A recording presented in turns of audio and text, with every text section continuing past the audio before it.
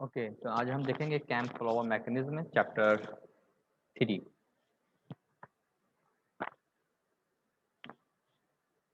Cam mechanism.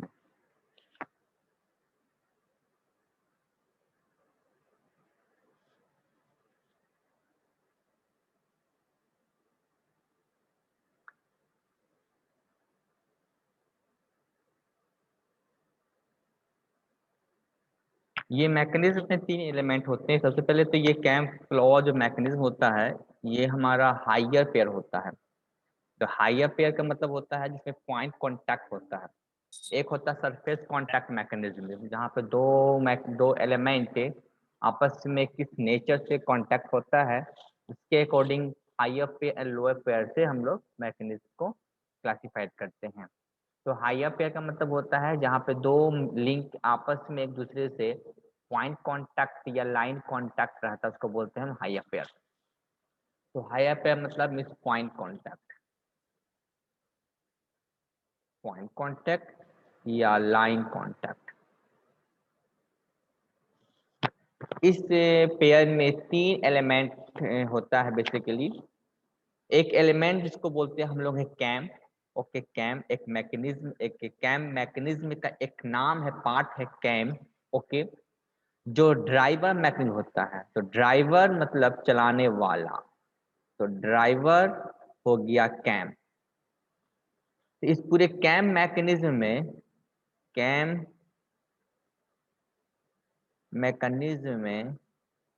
3 element. पहला हो गया ड्राइवर जिसको कैम कहते हैं। दूसरा एलिमेंट जो कि एक फ्रेम होगा, जैसे स्प्रिंग एक स्ट्रक्चर जो इसको गाइड करेगा। ओके, वो हमारा हो गया फ्रेम। ओके, या गाइड कर सकते हैं। दूसरा एलिमेंट हो गया फ्रेम।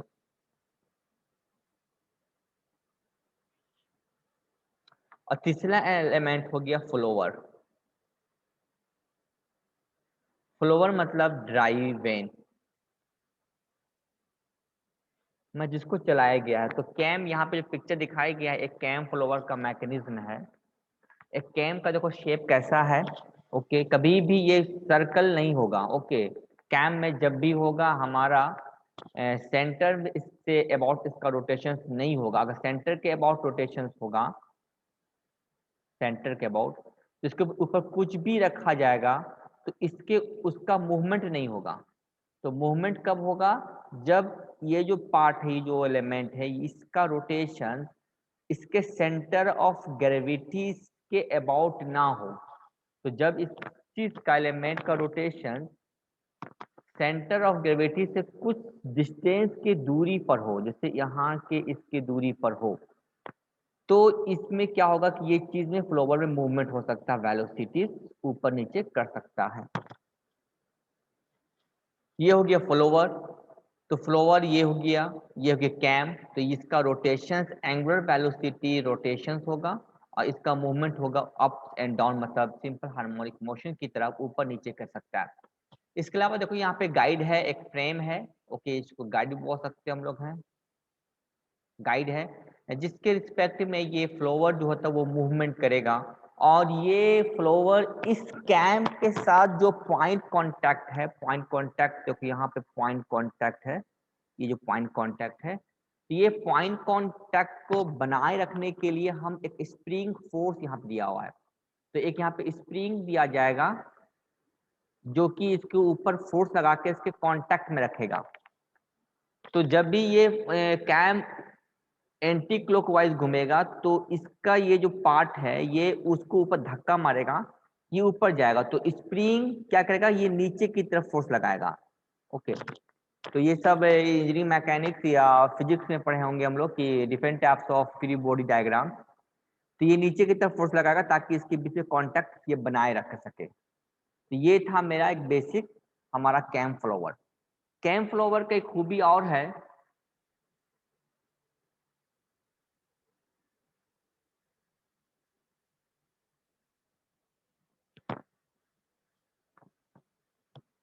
जो कैम होता है, कैम मैकेनिज्म में कैन जनरेट complex coordinate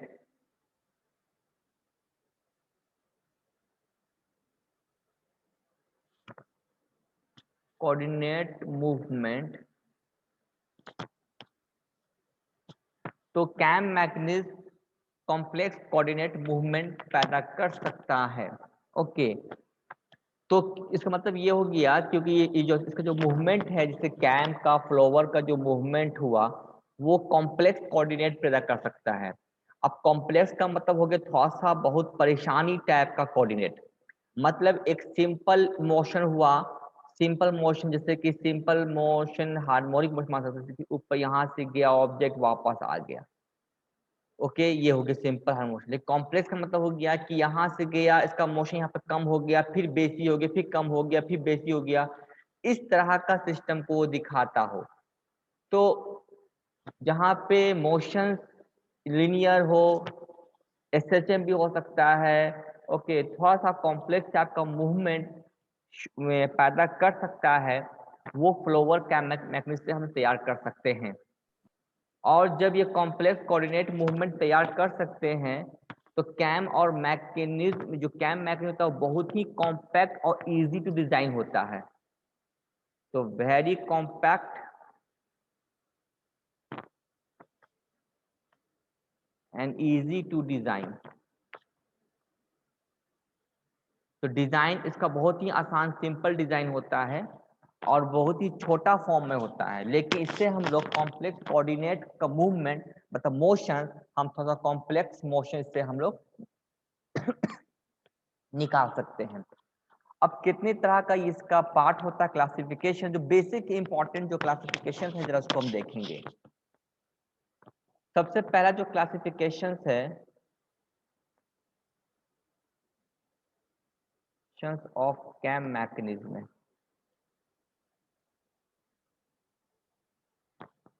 वो हो गया radial translation.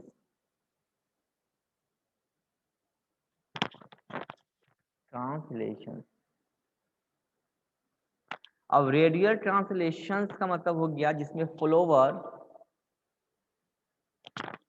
Translate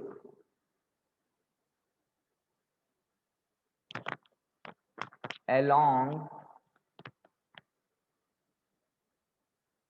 line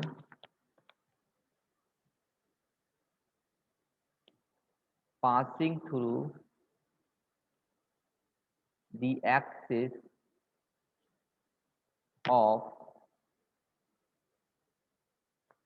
rotations of cam। क्या मतलब हुआ? मतलब ये हुआ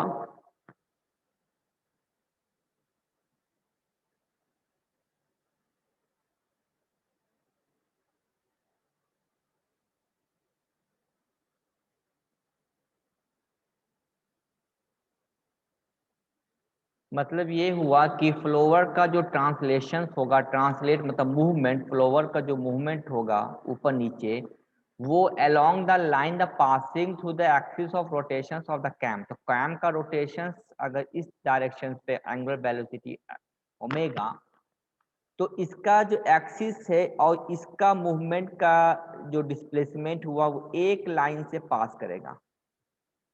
इसी को बोलते हैं रेडियल ट्रांसलेशन। ओके, तो रेडियल ट्रांसलेशन मूवमेंट हो गया, मतलब ये एक्सिस से पास होना चाहिए मेरा।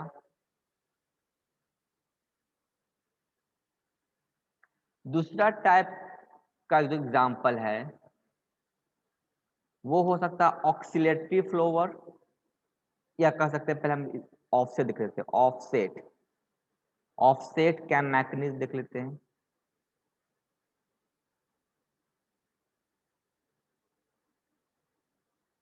अब ऑफसेट कैम मैकेनिज्म क्या हमारा होता है? जस्ट ऊपर वाला का ये उल्टा होता है। मतलब जो फ्लोवर जो होता है, follower translate does not passes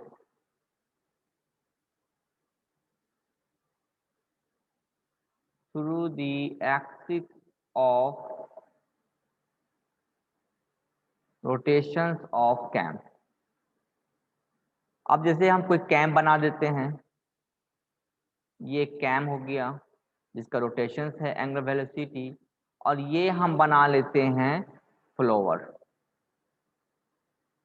तो फ्लोवर का जो मूवमेंट है वो इस दिशा में जा रहा है और रोटेशंस है इधर। इस दोनों के बीच में वो लाइन पास नहीं, उसको बोलते हैं ऑफसेट, मतलब दोनों के बीच में कुछ दूरी होगा, उसको बोलते हैं ऑफसेट पॉइंट। तो ये इसके बीच का ऑफसेट, इसी को कभी कभी हम लोग बोलते हैं इसेंट्रिसिटी, जो इसके पास नहीं करता है। थर्ड टाइप का जो है वो ऑक्सीडेटिव फ्लोवर बोल सकते हैं, हम लोग हैं।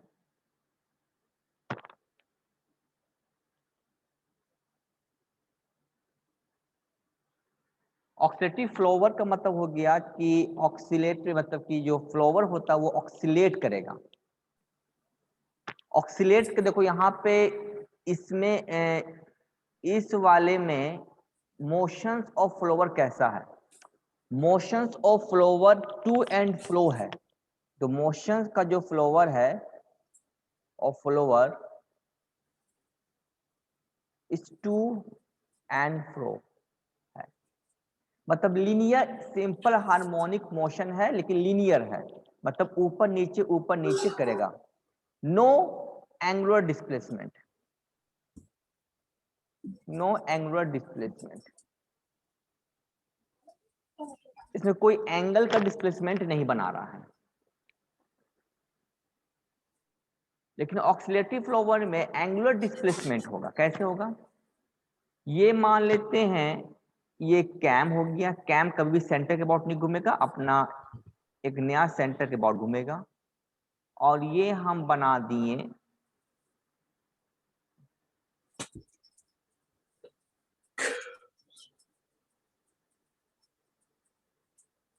ये बॉल। तो जब ये घूमेगा तो ये भी इसके ऊपर धक्का मारेगा, तो ये यहां पहुंचेगा,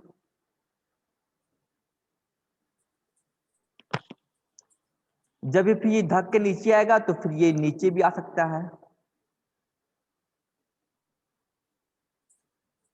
तो that means this is the angular displacement theta. तो इसको बोलते हैं ऑक्सीलेटरी फ्लोवर। तो ऑक्सीलेटरी मतलब क्या होता है कि ऑक्सीलेट करता है, मतलब ये कोई लिंक है, तो ये इधर गया फिर ये इधर गया तो थीटा बना, इसको बोलते हैं ऑक्सीलेटरी करना, ऑक्सीलेशन मोशन कहलाता है। ओके, तो ये टाइप, ये मोशंस के अकॉर्डिंग हमारा होगा। तो मोशंस हमारा कितने तक का मोशन मिल सकता है, तो लीनियर मोशन मिल सकता है, to flow and oscillatory motion मिल सकता है। फ्लोवर के अनुसार, फ्लोवर का जो डिजाइन है, फ्लोवर के डिजाइन के अनुसार भी हम लोग कैम फ्लोवर मैकेनिज्म को क्लासिफाइड करते हैं। जैसे कि अकॉर्डिंग टू फ्लोवर शेप, तो फ्लोवर के शेप के अनुसार क्या क्या हो सकता है, एक हो सकता है knife edge, knife edge flower, दूसरा हो सकता है रोलर टाइप।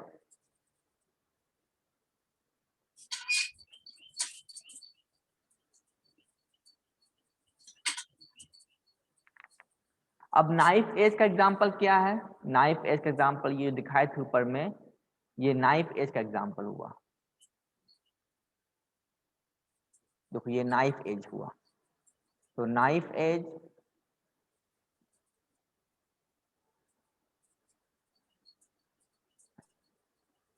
ये नाइफ एज है, क्योंकि देखो यहाँ पे जो ये इसका शेप है पॉइंट एक छुरी की तरह, नाइफ की तरह, एज की तरह है।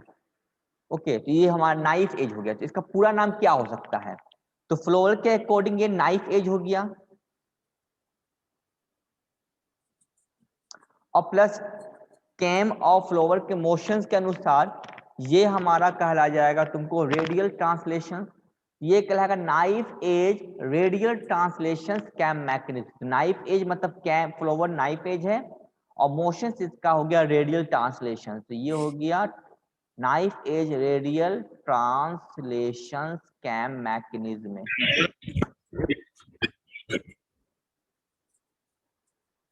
में। तो सबका अपना अपना नाम इसी तरह से चेंज हो सकता है, बच्चे इसमें क्या है क्या नहीं है। तो नाइफ एज। अगला जो एग्जांपल है जो रोलर टाइप, इसमें क्या होता है कि इसमें रोल बना होता है। जैसे कि मान लो कि ये अगर हमारा कैम है और ये फ्लोवर है, तो इसमें एक कैम फ्लोवर मतलब ये एक बनाता है रोलर टाइप का। ओके, तो ये रोल करते रहता है, तो ये हो गया रोलर टाइप। अब इसका एक्सिस इसके एक्सिस से पास नहीं हो रहा है, तो इसका नाम क्या हो जाएगा, ये कल हमारा ऑफसेट टाइप का हो जाएगा। तो इसका नाम हो जाएगा रोलर टाइप ऑफसेट मैकेनिज्म, क्योंकि इसमें इसका एक्सिस और इसके बीच में लाई नहीं कर रहा है। तो ये हमारा एक बेसिक तुमको यहाँ पे पॉइंट था जो हमें यहाँ पे जानना है क्या होता है। कुछ फोर्स मैकेनिज्म को जान ले हम कि कैम में कहाँ कहाँ फोर्स लगता है। तो फोर्स एनालिसिस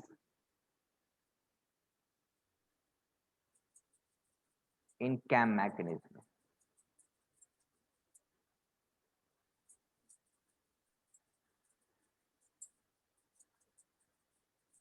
हाँ, अगर हम इसी को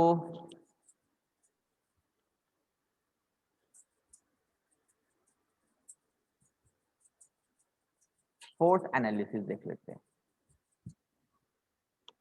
अब जैसे मान लो कि एक मेरा कैम है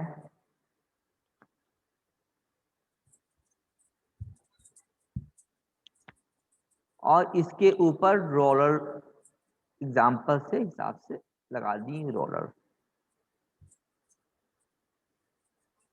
ये हो गया रोलर टाइप का, और यहाँ पे हम स्प्रिंग लगा दो, ये गाइड हो गया।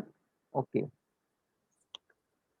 तो फोर्स कहाँ कहाँ लगेगा जब देखते हैं। देखो फोर्स जब भी लगता है तो जो पॉइंट कांटेक्ट है उसके नॉर्मल फोर्स लगेगा। तो ये इसके ऊपर लगा नॉर्मल फोर्स एन, ये एफ रिजल्टेंट फोर्स लगा। एफ मतलब फोर्स, ये जो एफ है ये कहलाया गया force exerted by cam to flower at any particular direction। अब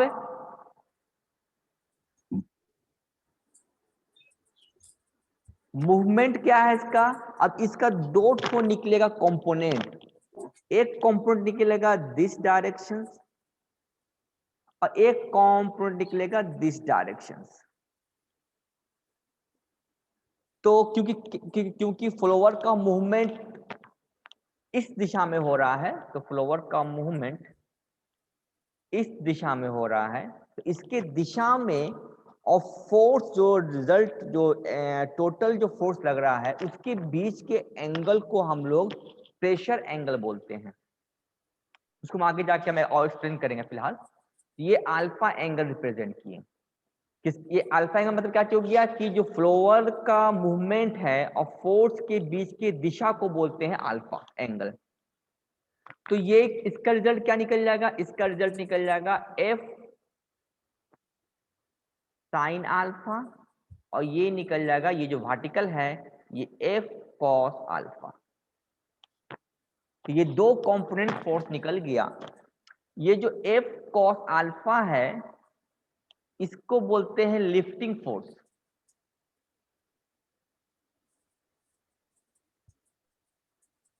लिफ्टिंग फोर्स का मतलब हो गया कि ये चीज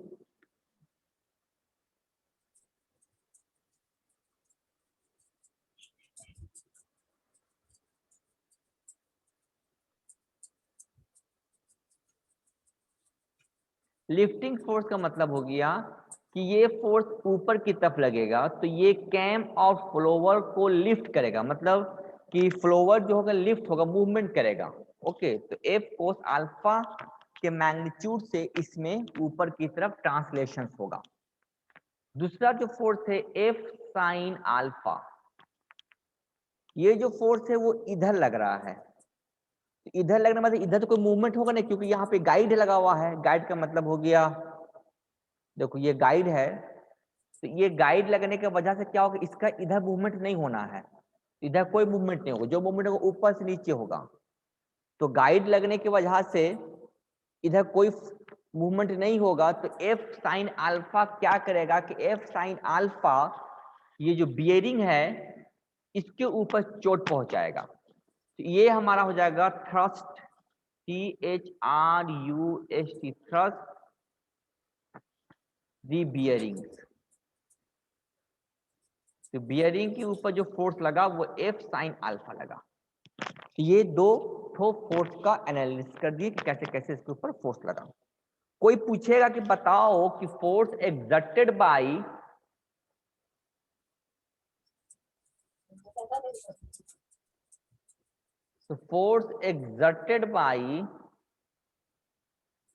follower टू कैम, तो सेम फोर्स होगा क्योंकि according to Newton third law. तो न्यूटन थर्ड लॉ के अनुसार मैग्नीट्यूड सेम होगा, same magnitude but opposite direction.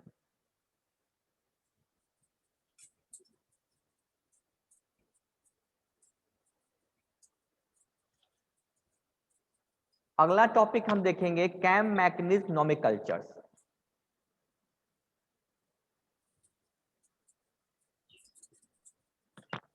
Cam mechanism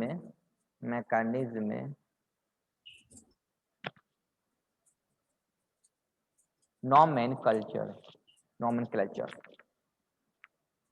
मतलब कैम मैकेनिज्म कौन कौन सा किस किस तरह का नाम आता है, जरा उसको देख लेते हैं। उसको देखने से पहले थोड़ा सा हम लोग कुछ कुछ टर्म याद भी करना होगा, इसमें कभी बहुत क्वेश्चन आता है। ओके, तो क्या होता है सबसे देख लेते हैं। सबसे पहले हम लोग कैम फ्लोवर मैकेनिज्म को बनाते हैं। तो ये मान लेते हैं कैम है मेरा, ओके।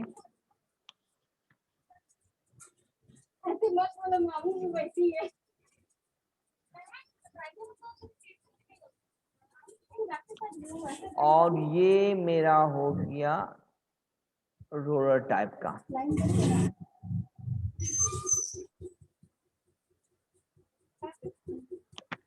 ओके, ये हो गया रोलर टाइप का।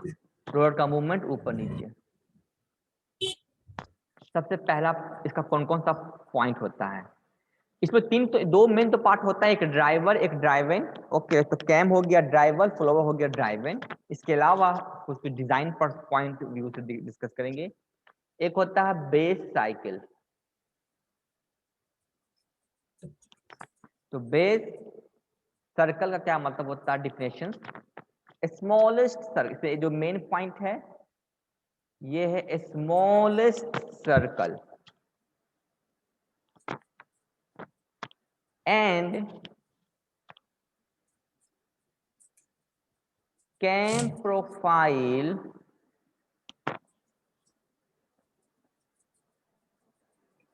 depends upon on base cycle।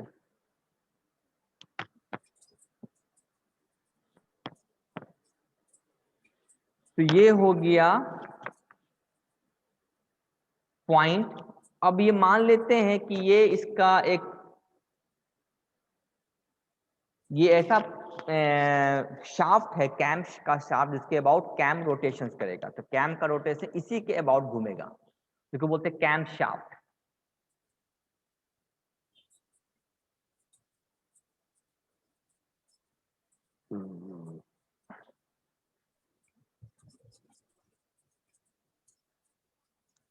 तो हम हर का कलर पेंसिल यूज करेंगे इसको। तो बेस साइकिल क्या होता है कि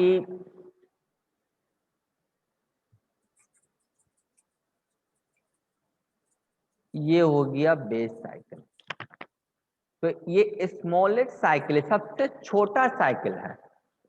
और कैम प्रोफाइल का जो शेप होता है, शेप मतलब कैम प्रोफाइल का शेप, जैसे ये कैम फ्लोवर का शेप, ये डिपेंड करता है बेस साइकिल। बेस साइकिल जितना बड़ा होगा तो कैम प्रोफाइल का शेप भी उतना ही बड़ा होगा। तो इसका मतलब यहाँ पे एक पॉइंट तो ये हो गया। दूसरा पॉइंट होगा कि जो कैम सर्कल का जो सेंटर, वो कौन सेंटर होगा? इसका सेंटर होगा कैम कैम सेंटर थोड़ा इजी है, बेस साइकिल इसमें। तो इसका जो सेंटर होगा वही बेस साइकिल का सेंटर होगा। जो है अब अगला पॉइंट है ट्रेस पॉइंट। अगर वही मैनोमीटर वगैरह सब थोड़ा मोड़ा तो न्यूमेरिकल सब ट्रेस पॉइंट। इसके पूरा बुक ही है वो। ट्रेस पॉइंट क्या है? ट्रेस पॉइंट हो गया है कि जो फ्लोवर है, तो लिख लेते हैं यहाँ पे मैं, the follower to trace, trace का मतलब पता करना, कुछ पीछे पीछे फॉलो करना, follower the trace the cam फ्लोवाई, द कैम प्रोफाइल। तो फॉलोवर जिस कैम प्रोफाइल को ट्रेस करता है उसी को बोलते हैं हम लोग हैं ट्रेस पॉइंट। जैसे कि इसके लिए कुछ दूसरा पेंसिल हम ले लेते हैं। अब देखो ये जो कैम फ्लोवर है, ये कैसे कैसे इसके पॉइंट को ट्रेस करता है। तो जैसा इसका कैम प्रोफाइल का शेप है तो ये भी उसी शेप को फॉलो करेगा।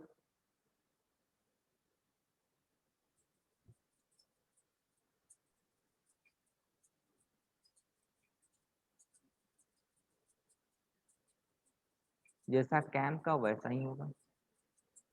लेकिन थोड़ा सा ये गैप क्यों बना? क्योंकि ये इसका रोलर का पॉइंट है, रोलर पॉइंट इसके अबाउट ये रोटेट कर रहा है। ओके, लेकिन अगर इसके जगह पे नाइफ एज होता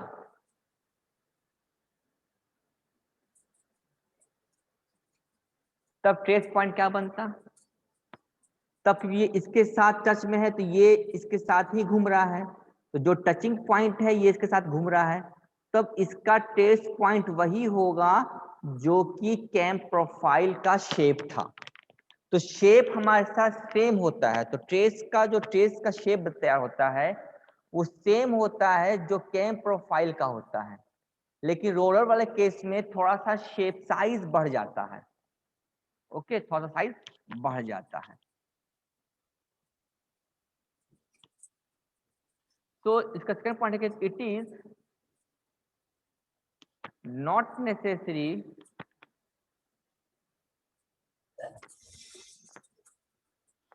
the point of contact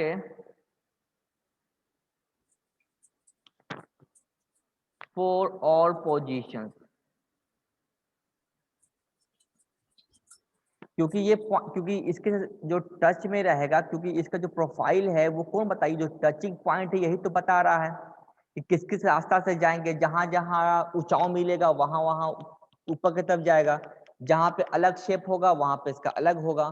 तो जस्ट लाइक मतलब एक रास्ता को ये बता रहा है कि कैसा इसका सरफेस है, कैसा इसका स्मूथ है। लेकिन जरूरी नहीं कि पॉइंट ऑफ कांटेक्ट हमेशा हर पोजीशन पर टच में रहे। ये जरूरी नहीं है कि ये जो पॉइंट है वो इसके हर कैम के प्रोफाइल में टच रहेगा। एक पॉइंट है इसको बोलते हैं जंप। कभी कभी कैम फ्लोवर क्या होता है कि जंप करता है, क्योंकि ऊपर की तरफ मूव करता है, तो मोशन करता है ऊपर की तरफ, तो हो सकता है कि इसका पॉइंट ऑफ कांटेक्ट छूट जाए। जब पॉइंट ऑफ कांटेक्ट छूट जाए तो ये नहीं बता पाया कि उस जगह पे ये प्रोफाइल कैसा है। ओके, तो ये इसलिए जरूरी नहीं है कि वो हमेशा हर पोजीशन पे उसके कांटेक्ट रहता है, कहीं ना कहीं जंप हो जाता है। तीसरा पॉइंट जो है वो है peach curve.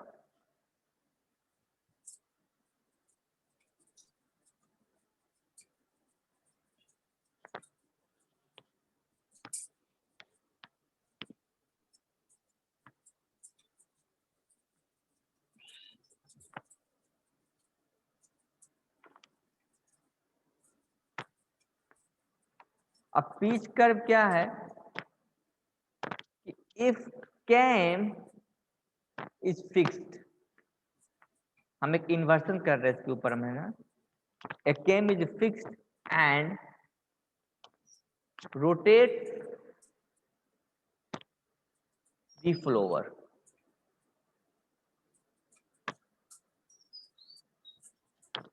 then curve is pitch curve। क्या समझ में आया मुझे? तो पिच कर्व, और इसमें तो पिच कर्व मतलब अगर कैम को हम फिक्स कर दें, कैम को फिक्स कर देते हैं और फ्लोवर को रोटेट करवाते हैं,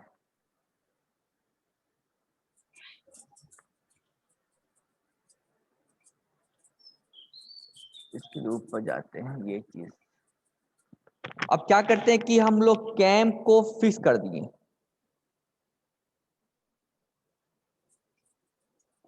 ये फिक्स की पहचान है कि फिक्स कर दी, कोरोटेशंस नहीं है।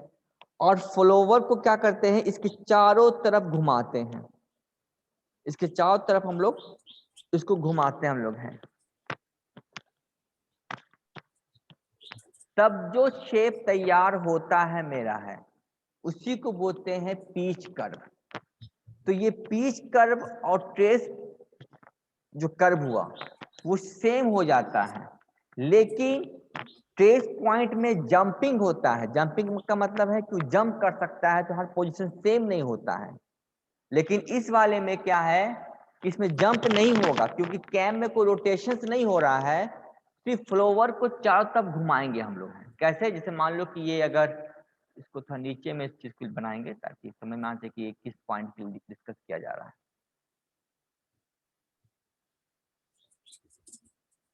जैसे कैम फिक्स कर दिया गया,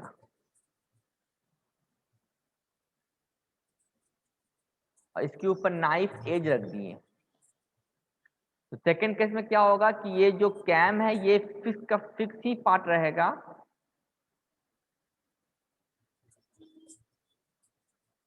और कैम इधर से इधर घुमाएगा मेरा, फिर कैम इधर से इधर घूमेगा, फिर कैम इधर से इधर घूमेगा। तो कैम जो होगा, सॉरी रोड फॉलोवर, वो मेरा घूमता चला जाएगा। तो ई फ्लोवर का जो शेप तैयार होगा, जो कर्व, उसी को बोलते हैं पीच कर्व। तो क्या इसमें सेम होगा? हाँ। अगर बात करते हैं नाइफ एज का, तो नाइफ एज का पीच कर्व वही होगा जो कैम का प्रोफाइल होगा, क्योंकि जो पॉइंट कांटेक्ट पॉइंट है, तो इस पॉइंट के कांटेक्ट से ये इसको साथ साथ चल रहा है, तो इसका दोनों का दोनों में सेम हो जाएगा। तो पीच कर्व और कैम प्रोफाइल दोनों का दोनों सेम हो जाएगा नाइफ एज वाले सेम में।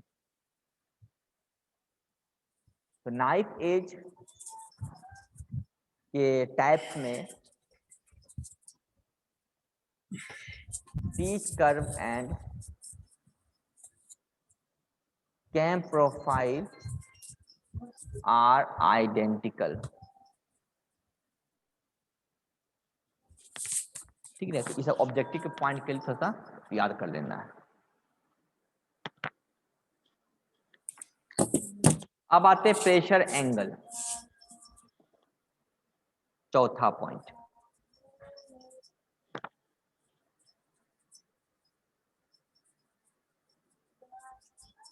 जिसको अल्फा से रिप्रेजेंट करते हैं। क्या डेफिनेशंस है? The angle between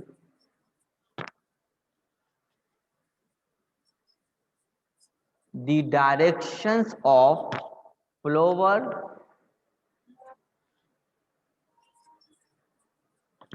movement and normal to the pitch curve at any point।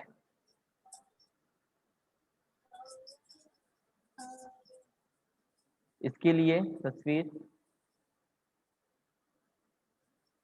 तो ये हो गया मेरा मूवमेंट, ओके, और नॉर्मल फोर्स लगा, इसके बीच के अंक बोलते हैं अल्फा। तो हर केस जहां जहां पहुंचेगा वहां वहां प्रेशर एंगल होगा, लेकिन प्रेशर एंगल कांस्टेंट नहीं रहता है। एग्जाम्पल के लिए अगर हम लोग एक एग्जाम्पल के लिए अगर ले हम लोग, अगर ये कैम है मेरा और ये मेरा नाइफ एज हो गया, ये तो ऑफसेट हो गया मेरा है। लेकिन कैम का फ्लोवर का मूवमेंट तो दिस डायरेक्शन है, और जो लेकिन जो फोर्स लग रहा है वो भी तो सीधे से नॉर्मल फोर्स लग रहा है, तब इसमें अल्फा हो जाए कितना 0 डिग्री। ओके, क्योंकि मूवमेंट और नॉर्मल के बीच का एंगल हो गया। दूसरा एग्जांपल है, अब ये कंडीशन केस 1 आ गया, अब ये कैम घुमा कुछ समय के बाद, तो ये मान लेते हैं कि ये अब ऐसा बन गया, ठीक है ना, क्योंकि इसका मान लेते हैं ये शेप कुछ अलग है, यहाँ का सरफेस कुछ अलग है, तो हर केस में इसका एंगल क्या हो सकता है। मान लेते हैं कि इस पॉइंट पर अगर कैम आ जाता, मतलब कि यहाँ पे शेप को, क्योंकि कैम तो मेरा एक जगह फिक्स है, लेकिन कैम को मतलब मान लेते हैं कि कैम यहाँ पर आ गया इस पोजीशन पे, तो यहाँ पे कोई ये नॉर्मल हो गया मेरा, तो ये नॉर्मल फोर्स लगाएगा इधर, इसका मूवमेंट हो गया इधर, ये हो गया मेरा अल्फा। तो जो नॉर्मल हुआ उसके हिसाब से फिर हम लोग एंगल को करते हैं। एंगल फिक्स नहीं होता, एंगल में वेरिएबल होता है, अलग अलग एंगल आते हैं, तो 0 कभी आता है, कभी 6 आता है, 180 तक आ सकता है मैक्सिमम। ओके है, तो 180 तक इसका आता है, लेकिन 180 जाता नहीं, जब भी होता है तो 0 से लेके कुछ एंगल मतलब 90 के बीच में इसका एंगल होता है अल्फा। तो मैक्सिमम जो एंगल होता है 0 से लेकर अल्फा का वैल्यू 90 तक रहता है। ओके, तो हम लोग इसको अलग अलग केस में दिखाते हैं। ओके, कभी कभी तस्वीर में हम लोग ऐसे भी दिखा सकते हैं कि मान लो कि ये कैम रहा मेरा और ये रोलर पॉइंट रहा है, तो प्रेशर को दिखाने के क्या इस चीज को हम यहाँ ले आते हैं। ओके, इसको यहाँ ले आते, तो ये एंगल हो गया, प्रेशर फोर्स लगा। ओके, इसका मूवमेंट हो गया, तो एंगल बन गया अल्फा। इस केस में क्या हुआ कि मूवमेंट इसका यहीं पे ऐसा ही है और नॉर्मल भी इधर लग रहा है, तो अल्फा हो गया 0। तो यही मेरा प्रेशर एंगल को शो करता है। ओके, अगला पॉइंट जो मेरा है वो है मेरा 5 नंबर पीच पॉइंट।